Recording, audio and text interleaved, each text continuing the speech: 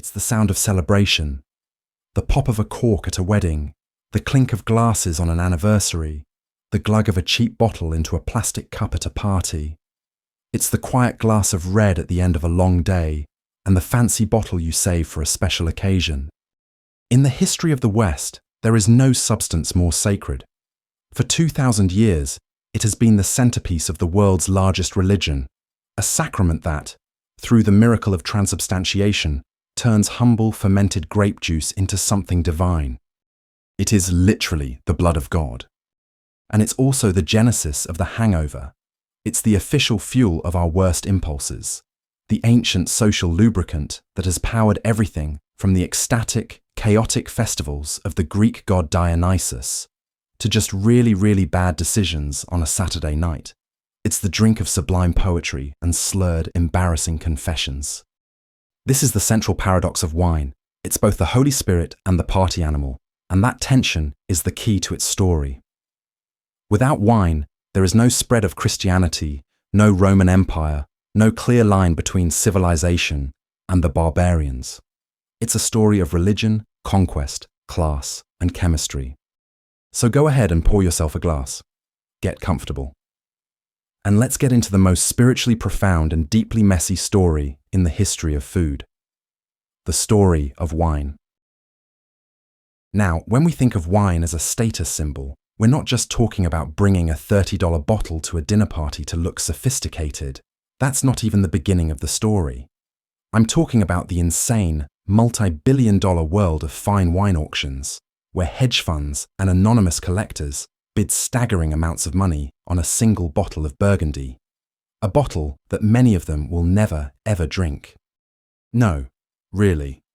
It's not for drinking. It's an asset, a line item on a portfolio, stored in a temperature-controlled vault somewhere in Geneva, accruing value faster than stocks or real estate. It's literally a liquid asset. And yet, you can walk into a supermarket pretty much anywhere in the Western world and find a bottle of wine for less than a fancy cup of coffee. This is the other side of the paradox. This is the world of 2 Buck Chuck and its countless global cousins, wine produced on a truly mind-boggling industrial scale, cranked out by the millions of gallons from colossal steel vats, and sold just a few aisles over from the paper towels and the cat litter. So how can the same basic product, fermented grape juice, be both a commodity cheaper than milk and one of the most exclusive luxury goods on earth? Here's the thing. It's because wine today isn't just a beverage.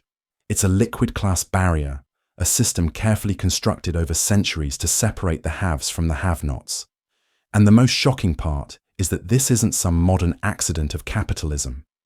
It was always meant to be this way. So when you picture old world wine, the classic stuff, where does your mind go? France, right? Burgundy, Bordeaux, maybe Italy, with its sun-drenched Tuscan hills. These are the places that gave us the language, the rituals, the entire culture of wine. They're the source. Except they're not. That whole narrative, the one with French monks tasting soil and Italian families passing down ancient secrets, it's a fabrication. It's a story with the first 6,000 years deliberately ripped out and thrown away. It's not history, it's branding. And it might be the most successful marketing campaign in the history of the world. The truth is, wine isn't European at all. The vine that matters, Vitis vinifera, the parent of virtually every wine grape on the planet from Cabernet to Chardonnay, is an Asiatic traveller. Its original homeland is thousands of miles east of Paris, in the rugged highlands between the Black and Caspian Seas. We're talking about the Caucasus, modern-day Georgia. And we're not talking about the Roman era. We're talking 8,000 years ago, before the pyramids, before Stonehenge, before the invention of writing. That's when we first made wine. Now, this wasn't some grand invention. It was probably an accident. Imagine Neolithic farmers, barely out of the Stone Age, gathering wild grapes and chucking them into big clay jars, pots they called kvevari, and burying them to keep the juice from spoiling. But they couldn't stop the wild yeast floating in the air. The juice starts to bubble, it ferments, and a few weeks later, they dig it up to find something totally new. something that made them feel different, divine, maybe, or maybe just drunk. This isn't just a nice story, it's archaeology. Scientists have unearthed these 8,000-year-old Georgian Qvevri, and the residue caked on the inside contains tartaric acid, the unambiguous molecular fingerprint of wine. So how did France and Italy pull off the greatest narrative heist in history? How did they become the heroes of a story that started thousands of years before they even existed as concepts? It's because while they didn't invent wine, they invented the business of wine. They created the rulebook. They're the ones who built the whole scaffolding of status around it, the system of appellations and classifications that separates prestigious vintages from simple table wine. They gave us the vocabulary of terroir and legs and notes of blackberry and leather. They didn't write the first chapter. They wrote the marketing copy and then convinced everyone it was the Bible. So no, this is not a European story. It's an Asian story that got co-opted. And to understand how this humble, ancient drink from the mountains of Georgia became the blood of Christ and the toast of kings, well, you have to follow the vine on its incredible journey west. A journey that would build and destroy entire civilizations. Alright, so we have Stone Age farmers in Georgia accidentally making booze in a clay pot buried underground, a prehistoric happy hour. So how did that happy accident become the drink of civilization? How does it get from a forgotten jar in the mountains of the Caucasus to the banquet tables of the most powerful empires on Earth? Well, the vine starts to travel. Slowly at first, carried by traders and migrating tribes. It makes its way south into the Fertile Crescent, the cradle of civilization itself. We're talking Mesopotamia, the land of the Sumerians and the Babylonians, the people who gave us writing and cities. And they drank wine, sure, but for them, it was mostly second fiddle to beer. Beer was the everyday drink, the stuff you paid your laborers with. No, the first culture to get truly obsessively pathologically serious about wine, that was Egypt. And when I say serious, I mean they basically invented the entire playbook. We think of wine labels, vintages, vineyards with specific names, that all feel so French, so modern. It's not. It's Egyptian. It's 5,000 years old. Archaeologists have found wine jars in the tombs of pharaohs, like Tutankhamun, and they literally have labels on them. They specify the year of the harvest, the name of the vineyard in the Nile Delta, the name of the chief vintner, and even a quality rating. It is, without exaggeration, the world's first wine review. This is where that liquid class barrier we talked about really gets baked in. This wasn't for the common man building the pyramids. Oh no. This was for the gods, and for the god kings, the pharaohs. Wine was the ultimate luxury good, a status symbol so powerful you had to take it with you into the afterlife. Tomb paintings show the whole industry, carefully tended, trellised vines, teams of workers harvesting grapes, and men stomping them in massive vats. It was a serious, organized business, and it was already sacred. The Egyptians linked it to Osiris, the god of the underworld, and rebirth. To drink wine was to connect with the divine cycle of life, death, and resurrection. A concept that should sound pretty familiar. But let's be very clear about what this stuff actually was. This was not some delicate Pinot Noir you sip and discuss. The wine of ancient Egypt was most likely a rough, powerful, and syrupy concoction. It was often mixed with honey to make it palatable, or with spices, herbs, and even seawater to cover up the fact that it was probably going bad. Holding on to a vintage was a constant battle against chemistry. So the Egyptians created the template. They turned wine from a wild fluke of nature into a managed, high-status product, a drink for kings, for priests, and for the dead. But they were a land-based empire. They mostly kept it for themselves. So how does it conquer the rest of the world? How does it get to Greece and then Rome and eventually into your glass? For that, you need sailors.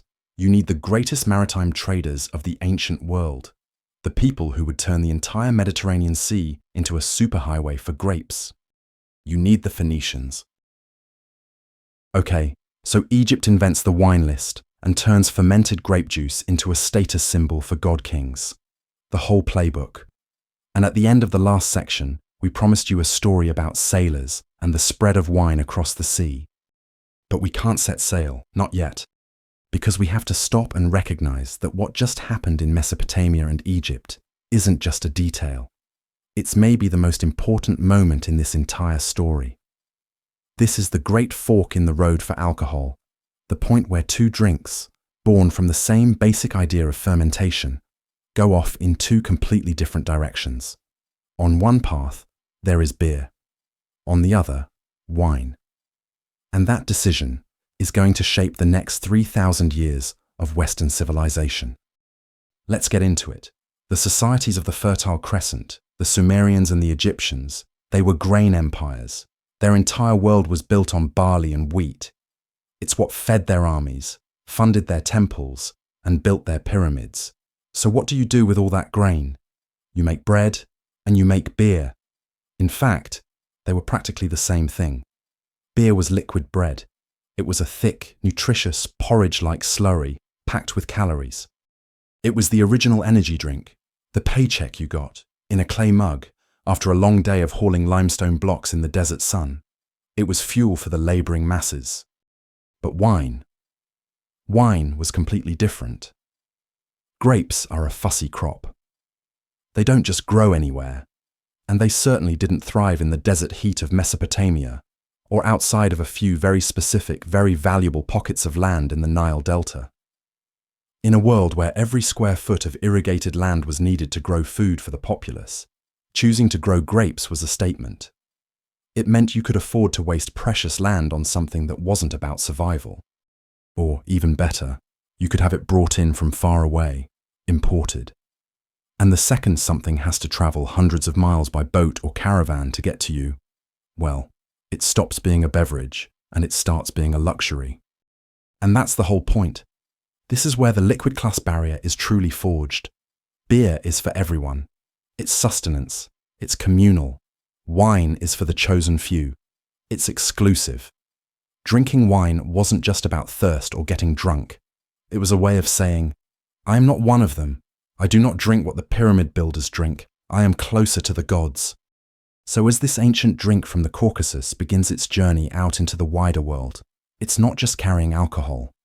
It's carrying this invisible code, this genetic marker for status and power.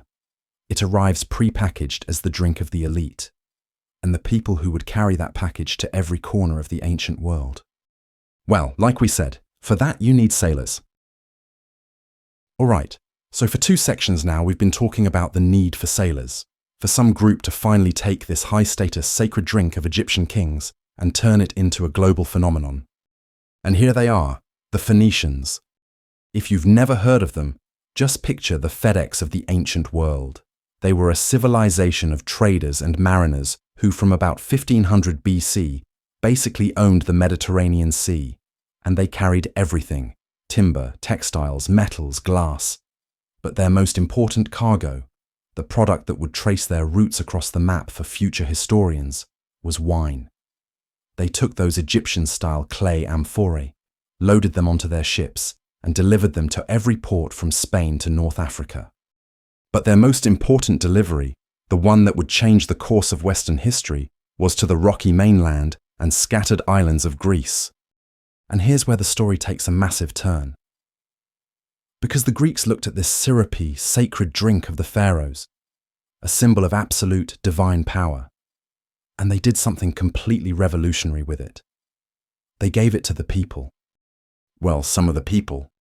This is the birth of the symposium. Now that word probably makes you think of some dry academic conference, but the original Greek version was anything but. The word literally means to drink together, and that's exactly what it was. A highly organized, ritualized drinking party that was the absolute center of Greek social life for centuries. This wasn't for kings or gods. This was for citizens. It was where philosophy was debated, where business deals were made, where poetry was recited, and where young men were initiated into the customs of civilized society. The symposium was a social technology, and it was powered by wine. but not the way we drink it today, and not the way the Egyptians drank it, because the Greeks did something that, to them, was the very definition of what it meant to be civilized. They mixed it with water. This wasn't just to make it last longer, or so they could drink more without passing out, though that was part of it. The truth is, drinking wine unmixed, akratos, was considered a barbaric act. It's what the wild, uncivilized tribes on the edge of the world did. A true Greek, a civilized man, always diluted his wine. The whole ritual revolved around a massive, ornate mixing bowl called a crater, which was placed in the center of the room. Here, a master of the symposium, basically the party's designated host, would decide the ratio of water to wine for the evening. 3 parts, water to 1 part wine, for serious discussion. 1-to-1 if things were going to get a little more rowdy. And this wasn't just a recipe, this was a philosophy in a cup. Think about it. For the Greeks, wine was the spirit of the god Dionysus. It was ecstasy, madness, creativity, chaos. It was the raw, untamed force of nature.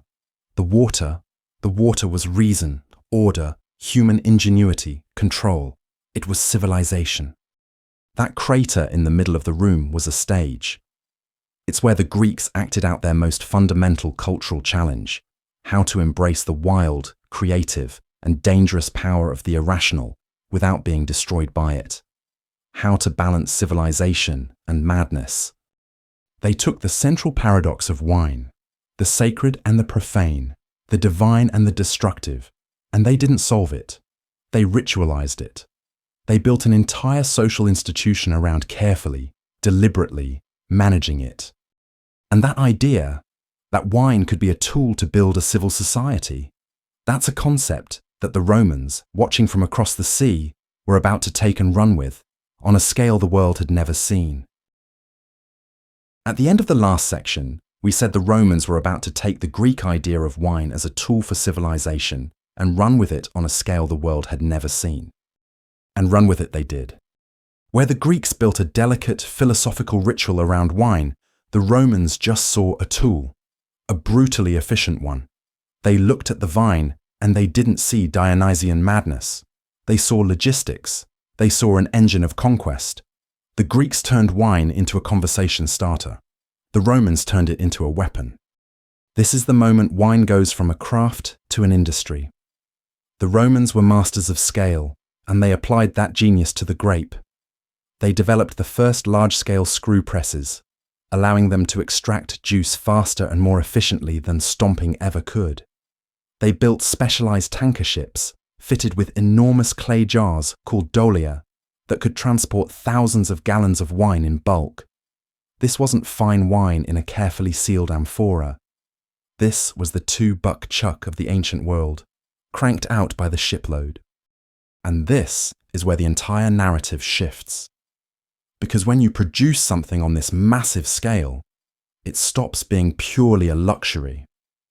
For the first time in history, wine is about to become a caloric necessity. So, how do you conquer and control most of the known world? You need an army that can march for thousands of miles, and that army needs to be fed. But just as important, it needs safe water to drink. And in pre-modern Europe, drinking from a random stream on the campaign trail was a fantastic way to get dysentery and die. The Roman solution was a drink called posca. Now this was not the good stuff served to senators at a banquet.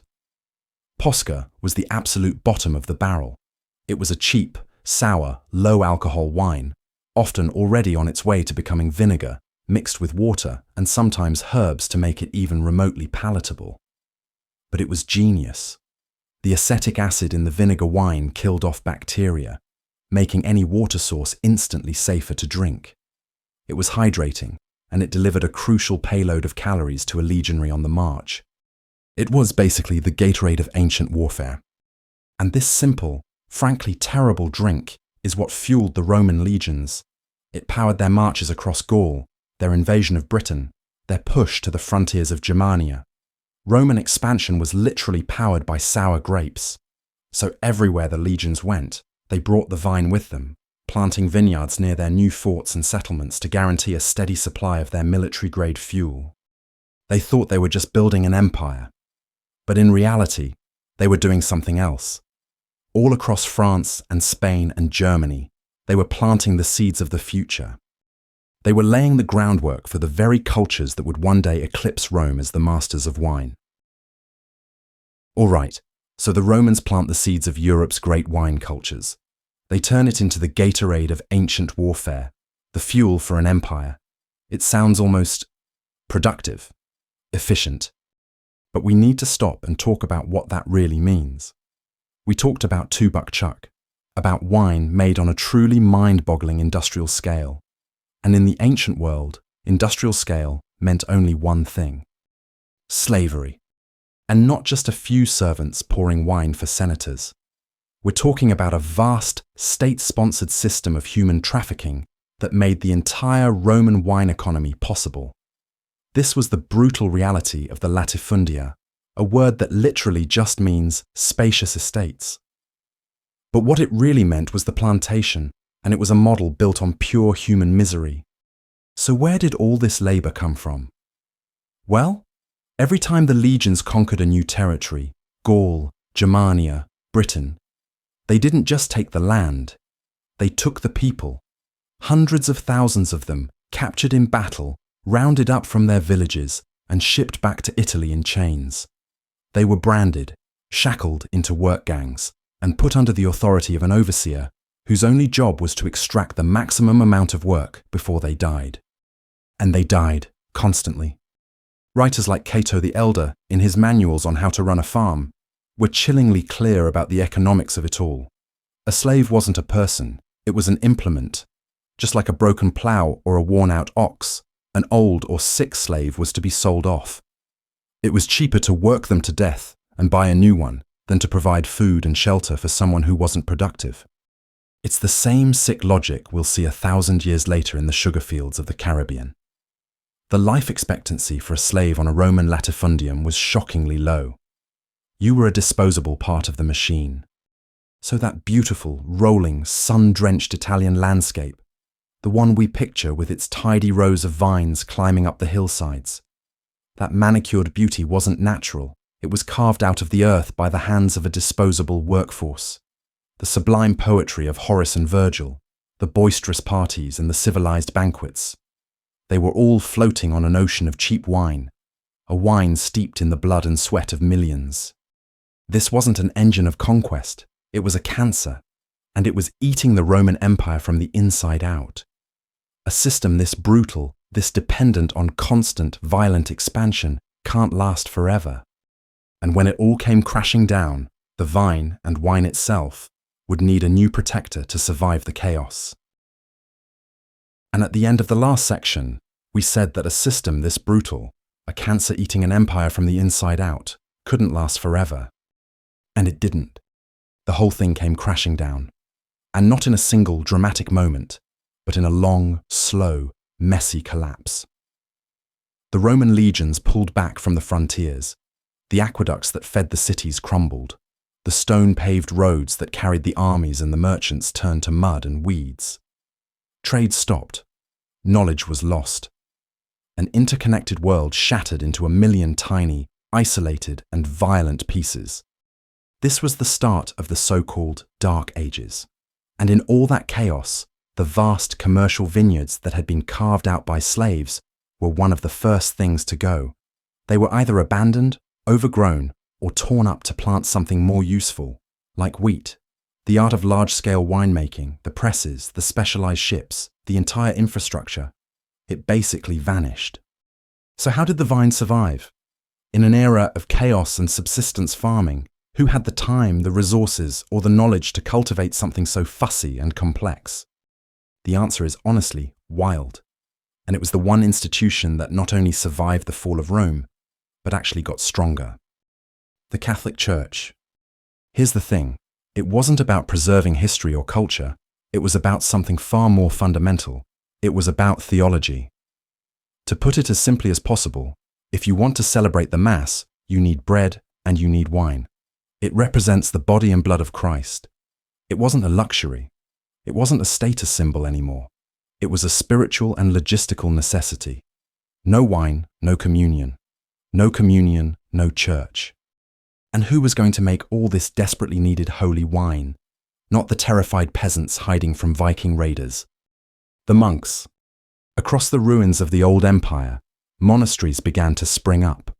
Orders like the Benedictines and later the Cistercians lived by a simple and powerful creed. Ora et labora, pray and work. And a huge amount of that work was agriculture.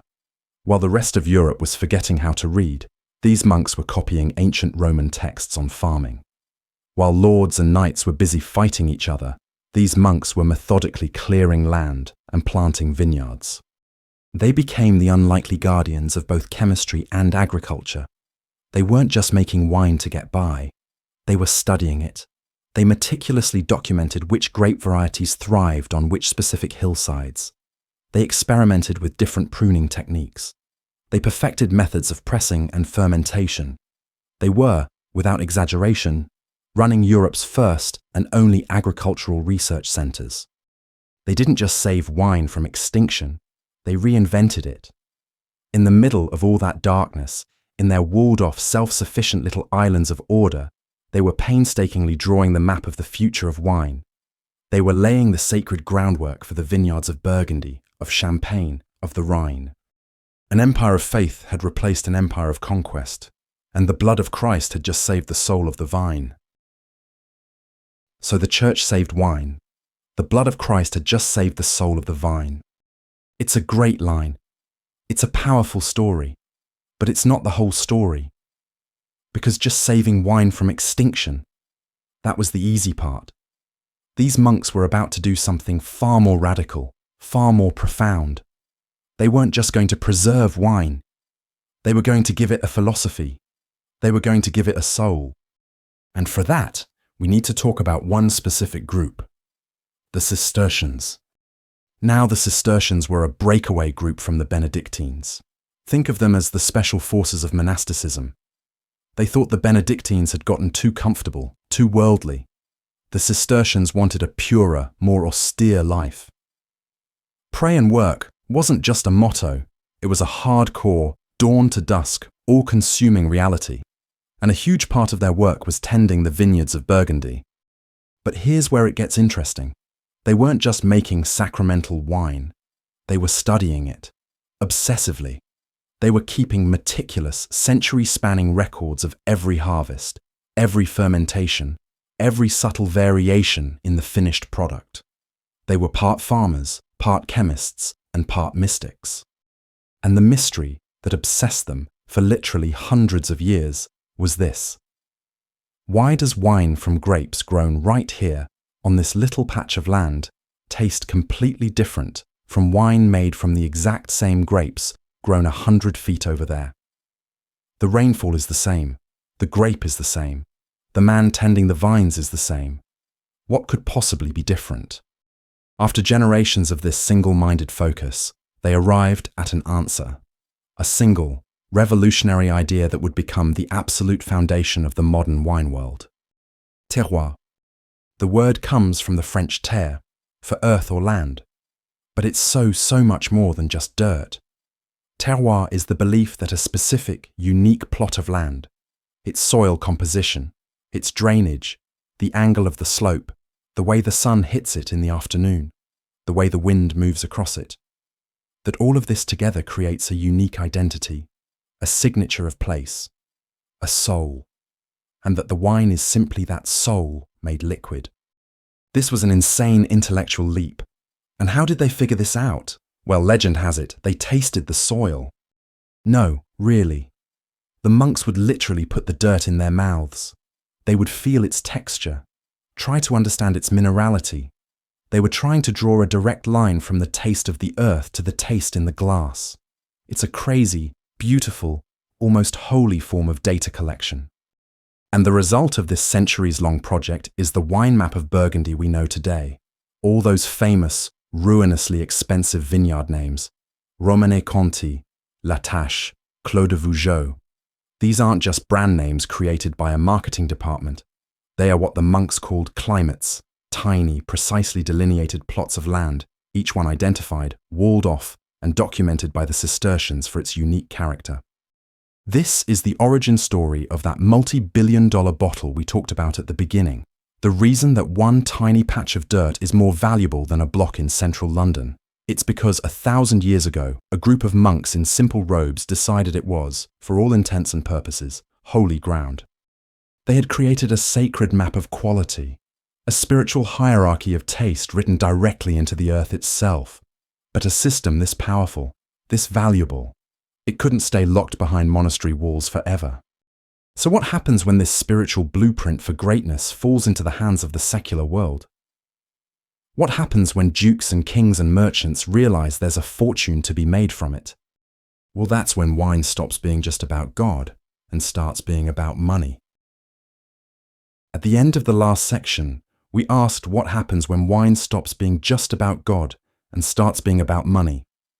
What happens when it falls into the hands of dukes and kings? Well, for that, you need to meet the single most powerful woman of the Middle Ages, a woman named Eleanor. Her inheritance wasn't just a title, it was a kingdom, an independent kingdom called the Duchy of Aquitaine. And we're not talking about some small patch of land. We're talking about a massive chunk of southwestern France, a territory that just happened to include the port city of Bordeaux and all the vineyards around it. Now, her first marriage made a lot of sense. She married the King of France, Louis VII, French Duchess, French King. The vineyards stay in the family. Simple. But the marriage was a political and personal disaster. They barely tolerated each other, and after 15 years and 2 daughters, they had it annulled. And just like that, the most valuable wine real estate in the world was back on the market. For about 8 weeks. Because in a move that completely redrew the map of Europe, Eleanor immediately married a young, ambitious nobleman named Henry Plantagenet, and 2 years later, Henry just so happened to be crowned King Henry II of England. And here's the thing you need to understand. Because of that marriage, the Queen of England was now also the Duchess of Aquitaine, which meant that Bordeaux and all of its priceless vineyards now belonged to the English crown. This was a geopolitical earthquake, and it created, almost overnight, the single greatest wine trade the world had ever seen. Suddenly, the winemakers of Bordeaux had a protected, privileged, and incredibly thirsty new market in England. Every year, a massive fleet of ships, literally called the Wine Fleet, would sail from the docks of Bordeaux, loaded to the brim with barrels of what the English called claret, and head straight for London. It wasn't just trade, it was a fire hose of wine connecting French soil directly to English mouths. Of course, a fire hose like that also sprays gasoline. An English king controlling one of the richest parts of France. The French monarchy was never, ever going to let that stand. And they didn't.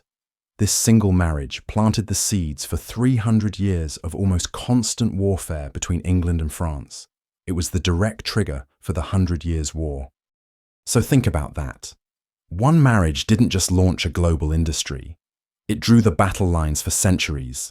It cemented the legend of Bordeaux, not as a place of holy contemplation, but as an engine of international commerce. A prize worth fighting and dying for. All right, so wine is now an engine of international commerce, the grand prize in a centuries-long war between England and France. The wine fleet is sailing, the barrels of claret are flowing, and the money is pouring in. But there's a massive problem with this whole picture. A fundamental misunderstanding we have about what this stuff actually was. Because when we think of fine wine, especially from a place like Bordeaux, we think of age. We think of dusty bottles, laid down in a cellar for decades, slowly evolving into something complex and magical. And that was not even remotely the case. The truth is, for nearly all of history, wine was a race against the clock. It was a fresh, perishable product that had to be drunk young. All that claret shipped to England. It had to be consumed within a year before it completely spoiled. Why? Because it was stored and shipped in wooden barrels. And wood, well, wood breathes. Oxygen gets in, and oxygen is the mortal enemy of wine. It turns it into vinegar. There was no concept of a good year for aging. The year on a barrel was basically an expiration date. And that would have been the story forever, except for an accident of industrial geography. The solution didn't come from France. It came from England. By the 17th century, the English had a problem. They had cut down most of their forests to build ships and make charcoal for their iron foundries. They were running out of wood. So they turned to a dirtier but far more powerful fuel source they had in abundance: coal. And coal burns hot, incredibly hot. And when English glassmakers started using these new coal-fired furnaces, they discovered they could create a new kind of glass. It was darker, thicker, and far, far stronger than anything made before. Suddenly, you could make a bottle that wouldn't shatter under the pressure of its own contents. And right around the same time, they rediscovered a bit of lost Roman technology, the cork stopper, a piece of tree bark that could create a nearly perfect airtight seal. A strong glass bottle, an airtight seal. Suddenly, oxygen was no longer a problem. The race against the clock was over. For the first time in 8,000 years, wine didn't have to die young. It could be laid down, protected from the world, and allowed to evolve. This single technological shift invented the entire concept of the vintage as we know it. The year on a bottle was no longer a warning. It was a promise. The idea that wine could improve with age was born, transforming it from a simple beverage into something else entirely. A potential masterpiece, a liquid investment, and inevitably, a new way to separate the truly rich from everyone else. All right, so the English just invented the vintage. They've got their dark glass bottles and their fancy corks, and for the first time in history, wine can become a masterpiece, a liquid investment, a treasure to be locked away in a cellar. But what about all the other wine? All the cheap, high-volume stuff that was just meant to be sold and drunk as quickly as possible? We're talking about a massive, low-margin industry, and for the people actually shipping this stuff, especially the Dutch, the undisputed masters of global trade, it had a huge, really obvious problem. Wine is mostly water. It's heavy, it's bulky, and it takes up a staggering amount of space in the hold of a ship. And worse, you paid taxes on it by the barrel, by volume. So you were paying to ship a whole lot of water, and then getting taxed on that water. It was incredibly inefficient. So some clever Dutch merchants had a thought. What if you could make the wine smaller? What if you could boil it, capture the alcoholic steam, and condense it back into a powerful, concentrated liquid? A kind of distilled essence of wine.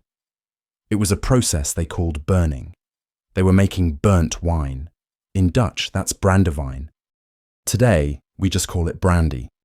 Now, the original idea was purely practical. You ship the concentrated brandewijn, which takes up a fraction of the space and incurs way less tax. And then when you get to your destination port in London or Stockholm, you just add the water back in. Reconstituted wine. It was genius. Except for one tiny detail. It never happened. Because here's the thing about human beings, especially sailors who have been stuck on a leaky wooden boat for 6 months. When you give them a super concentrated high-proof spirit, they are not going to water it down. They are going to drink it. And suddenly, this logistical tax dodge becomes a product in its own right. A powerful, fiery drink that didn't spoil the way beer and wine did. It took up less space, lasted forever, and packed a much bigger punch. It was the perfect fuel for the high seas. And it quickly became more than a drink. It became currency. It became the liquid engine of exploration and trade, the stuff you paid sailors with, the thing you used to barter in faraway ports. While aged, bottled claret was becoming the symbol of settled, aristocratic wealth. This rough, burnt wine became the lifeblood of a new, mobile, and much more dangerous global economy. All right, so while the Dutch are busy turning wine into brandy, the rough, high-proof currency of sailors and pirates, the Spanish are taking it in a completely different, and in their minds, much more noble direction. Because when the Spanish conquistadors crossed the Atlantic, they weren't just looking for gold. Well, they were definitely looking for gold, But they were also on a mission from God. Their entire project of conquest was inseparable from the mission of the Catholic Church. And to run the church, to convert the millions of souls in these new lands, you have to be able to perform the Mass. And to perform the Mass, you need bread, and you need wine. And that presented a huge problem. Shipping wine from Spain was expensive, slow, and half the time the barrels would spoil on the long, hot journey across the ocean. It was a theological and logistical nightmare. So, the Spanish did what the Romans had done 1,000 years before them. They decided to make their own. They didn't just bring swords and crosses to the New World. They brought cuttings from a vine. And they planted them everywhere. This wasn't some casual hobby. This was colonial policy. In Mexico, just a few years after toppling the Aztec Empire, Hernán Cortés issued an order that every Spanish landowner had to plant 1,000 vines for every 100 indigenous people living on their land. It was a mandate. They were building a spiritual supply chain, ensuring that the blood of Christ could be produced locally. And from Mexico, the vine traveled south. It was carried by Franciscan and Jesuit missionaries, the foot soldiers of this spiritual conquest, as they built their chain of missions down the spine of the continent, first to Peru, then to Chile, and eventually all the way to modern-day Argentina. The grape they carried was a tough, resilient, and frankly unremarkable variety from Spain called Listan Prieto, but in the Americas, it got a new name. They just called it the Mission Grape. And that's the whole point. This wasn't about creating a fine wine for export. This was about putting down roots. A cornfield can be torn up and moved, but a vineyard is a statement of permanence. It's a way of saying, we are not leaving. This place is now a part of our world. In carving vineyards into the landscapes of Mexico and Peru, the Spanish weren't just planting grapes. They were systematically turning a conquered territory into a new Spain. They were terraforming the new world, one holy vineyard at a time. All right, so the Spanish are busy terraforming the new world, one holy vineyard at a time. They're planting a spiritual root system, turning conquered land into a new Spain. But they weren't the only ones using agriculture to claim a continent. And the other great colonial project of this era wasn't driven by God. It was driven by the balance sheet. Remember the Dutch, the brutally efficient merchants from a few sections ago, the ones who invented brandy not out of a love for spirits, but as a tax dodge? Well, while Spain was looking for souls to save, the Dutch East India Company, the VOC, was looking for a pit stop. They needed a permanent base at the southern tip of Africa, where their ships could stop, repair, and most importantly, load up on fresh food and water to fight the scurvy that was killing their crews on the long run to the Spice Islands of Indonesia. It was a gas station. The Tavern of the Seas, they called it. And in 1652, a company man named Jan van Riebeek landed at what would become Cape Town to build this outpost. And one of the first things he decided to plant was grapevines. Not for communion, not for poetry, but because he thought a daily ration of wine would be safer for his men than the local water. On February 2nd, 1659, he wrote in his diary, "Today, praise be to God, wine was pressed for the first time from Cape grapes." The problem was, the wine was awful, just absolutely terrible. The Dutch were sailors and accountants, not vignerons, and for decades the project languished. Until a new governor arrived, a man named Simon van der Stel. He was ambitious, and he secured a massive private estate for himself just outside the growing settlement, a piece of prime land he called Constantia. And he decided he was going to make not just drinkable wine, but great wine. He imported better vine cuttings, studied the soil, and organized a proper, large-scale agricultural operation. And who did the back-breaking work of clearing the land, planting the thousands of vines, and building the estate? This is where the story gets its shadow. This is where we see the same sick logic we saw in the Roman latifundia and the sugar fields of the Caribbean. The Dutch East India Company wasn't just a trading corporation. It was one of the largest slave trading operations in human history. And to build their Tavern of the Seas, they imported thousands of enslaved people from their colonies and trading posts across the Indian Ocean. from Indonesia, from Madagascar, from India, from Mozambique. These were the hands that built Constancia. Their forced labor was the engine that powered Van der Stel's ambition. And it worked. The sweet, unfortified dessert wine he produced at Constancia became a global sensation. This was a wine of legend. It was name-dropped by Jane Austen and Charles Dickens. Napoleon, wasting away in exile on a lonely rock in the middle of the Atlantic, demanded it, drinking a bottle of it every single day. For a century, the sweet wine of Constancia was one of the most famous and sought-after wines on the planet. Liquid gold, pulled from the soil of a new continent, but a gold that carries the same dark stain we've now seen time and again.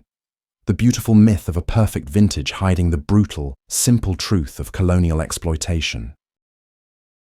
All right, so we've seen wine as a tool for conquest, as a colonial commodity built on slavery, and as a masterpiece locked away in a bottle. We have covered a lot of dark territory. But what about pure, unadulterated joy? What about the pop of a cork that means something wonderful is about to happen? I'm talking, of course, about champagne. And when you think about champagne, you probably think about one man, a blind Benedictine monk named Dom Perignon, who, in a moment of accidental genius, tasted bubbles in his wine and supposedly shouted to his brothers, "Come quickly, I am tasting the stars." It's a perfect story, a beautiful, poetic origin myth for the world's most celebratory drink. And it is a complete and total lie. The truth is, Dom Perignon didn't invent champagne. He spent his entire life trying to prevent it. Here's the thing. In the cold northern climate of the Champagne region, the yeast in the fermenting wine would often go dormant in the winter before it had finished eating all the sugar. Then, in the spring, as the cellars warmed up, the yeast would wake up inside the newly bottled wine and start fermenting again.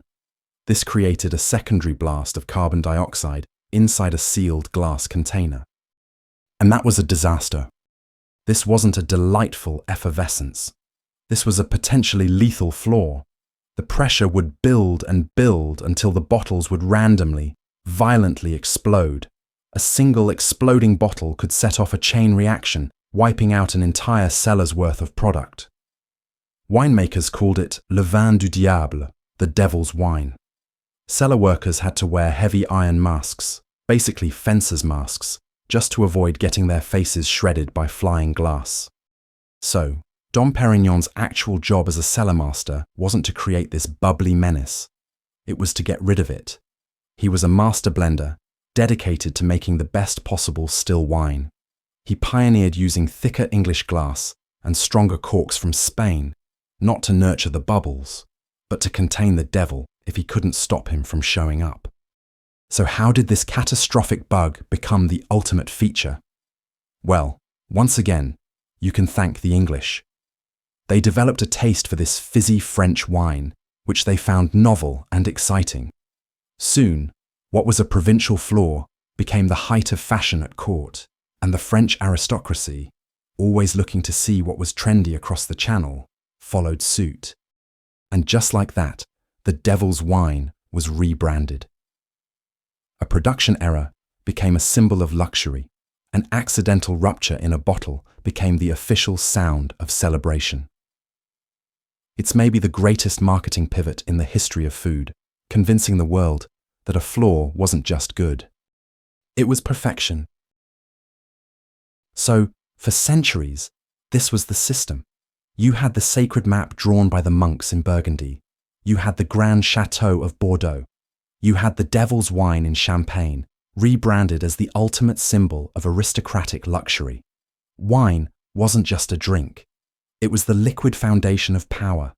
These great vineyards, like the legendary Clos de Vougeot, were vast, unified estates, owned by a single powerful family or the church, passed down intact from one generation to the next. It was a system that felt permanent, God-given even. And then came the guillotine. The French Revolution wasn't just a political event. It was a raid on the cellar. While the heads of the nobility were rolling in Paris, the revolutionary government was seizing their assets. And the single most valuable most symbolic asset of the old regime, the land, specifically the vineyards, the church's ancient holdings in Burgundy, the vast estates of the aristocracy. They were all confiscated, nationalized, and auctioned off to the newly empowered middle class. But the real revolution, the one that would permanently reshape the wine world, came just after the chaos. It came from the man who was supposed to restore order, Napoleon Bonaparte. Because Napoleon didn't just conquer Europe, he rewrote the rulebook. In 1804, he introduced the Napoleonic Code, and buried inside it was a new law of inheritance that seemed fair and egalitarian on the surface. No more primogeniture, where the eldest son gets everything. From now on, an estate had to be divided equally among all children. All of them. And this single political act is what literally shattered the great vineyards of Burgundy. Now try to follow me. A father with a prized 10-acre plot and 5 sons dies. Suddenly, that plot is split into 5 2-acre parcels. The next generation, one of those sons has 4 children. His 2 acres are now split into 4 half-acre parcels. And on and on and on, generation after generation. The result is the mind-boggling, almost impossible to understand patchwork we see in Burgundy today. A single, world-famous vineyard like Clos de Vougeot, which was once a single property owned by the Cistercian monks, is now owned by more than 80 different people. Some of them own just a few rows of vines, literally a handful of plants. The sacred map of the monks had been ripped into a million tiny, competing scraps of paper. So, Napoleon comes along and shatters the ancient system.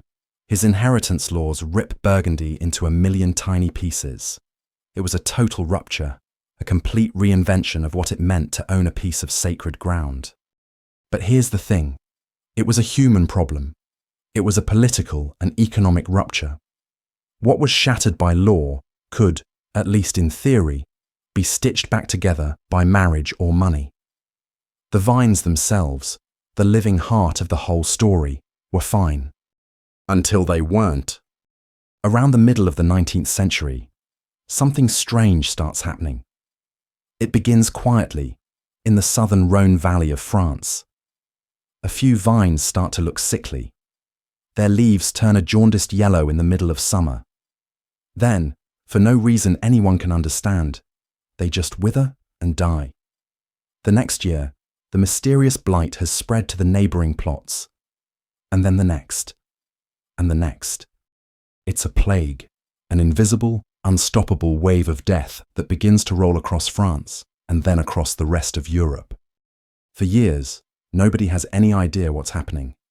They blame the soil, the heat, a fungus, a curse from God. Anything. They try everything to stop it. They flood their vineyards with water. They pour chemicals into the soil. Some even bury a live toad under each vine, hoping for some kind of magical cure. Nothing works. The vines just die. It takes almost a decade of total panic for a French botanist to finally put a dying root under a microscope. And what he finds isn't a fungus or a disease. It's a bug. A near-microscopic yellow, sap-sucking aphid that had been living underground, feasting on the roots, completely out of sight.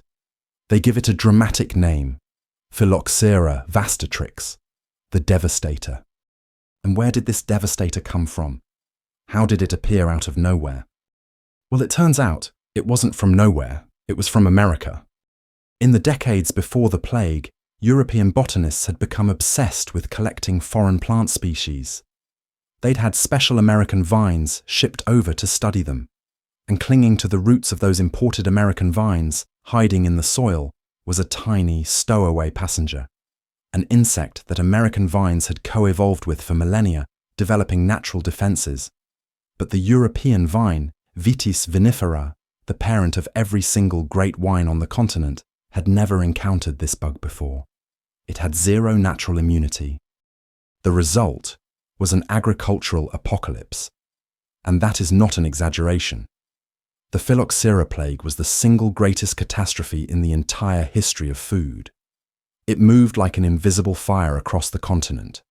From France to Spain to Italy to Germany to Portugal, Within 25 years, it had wiped out something like 90% of all the vineyards in Europe.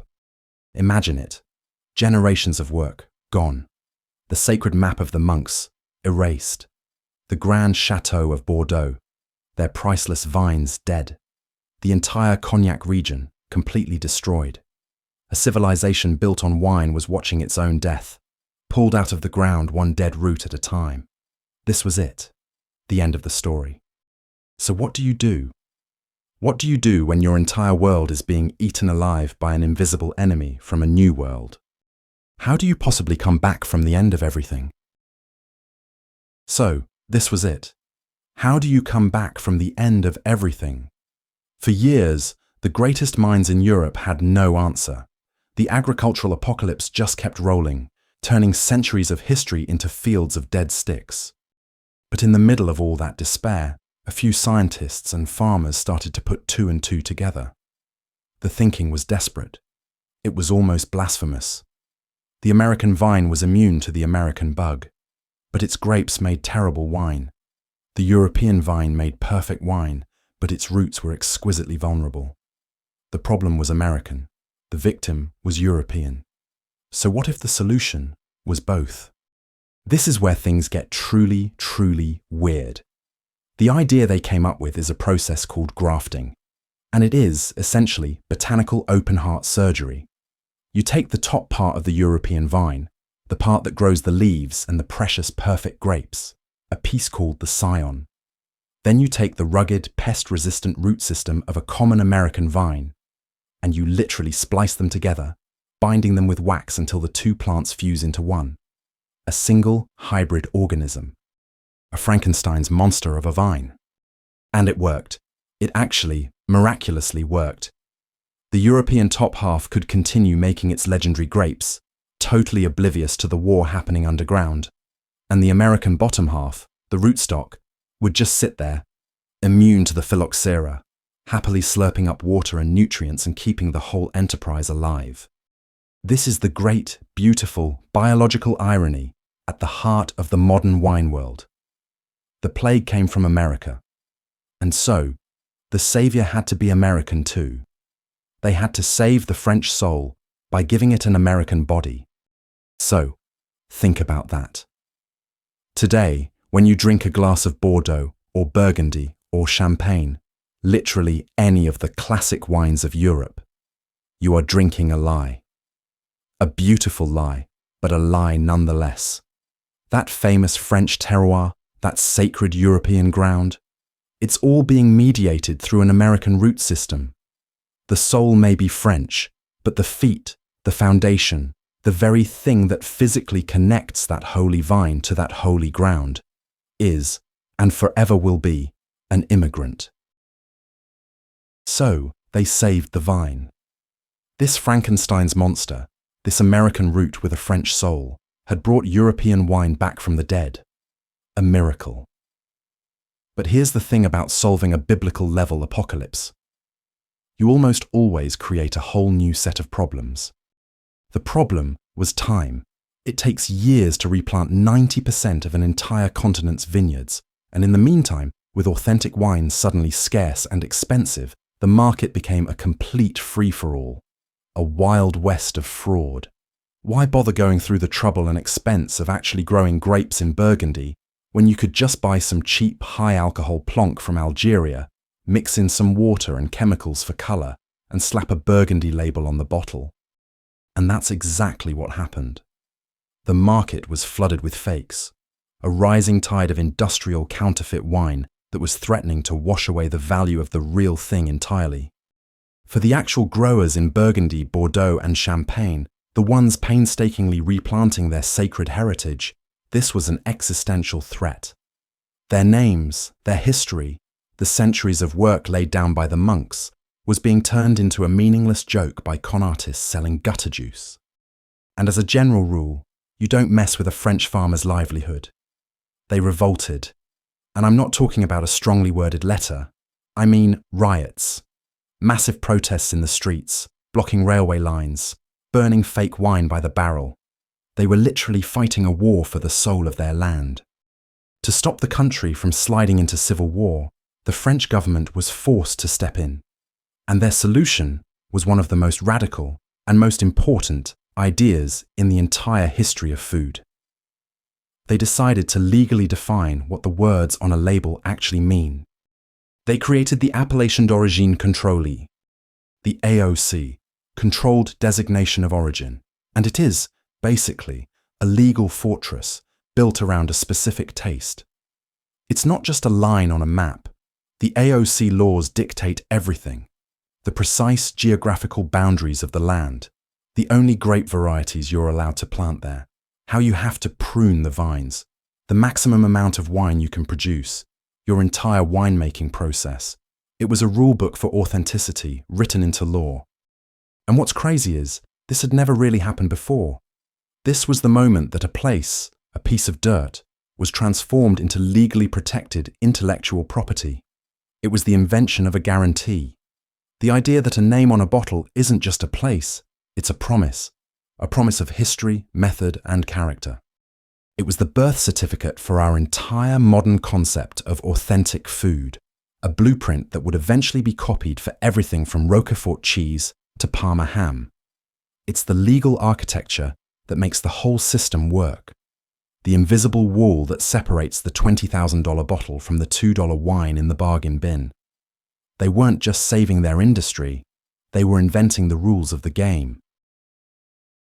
And that was it. That was the last piece of the puzzle, the Appellation d'Origine Contrôlée. With that single, radical idea, the modern wine world was born. A world built on a biological contradiction, a French soul fused to an American body, was now protected by a legal fortress. A fortress built to defend not just a taste, but a history. The entire scaffolding was now complete.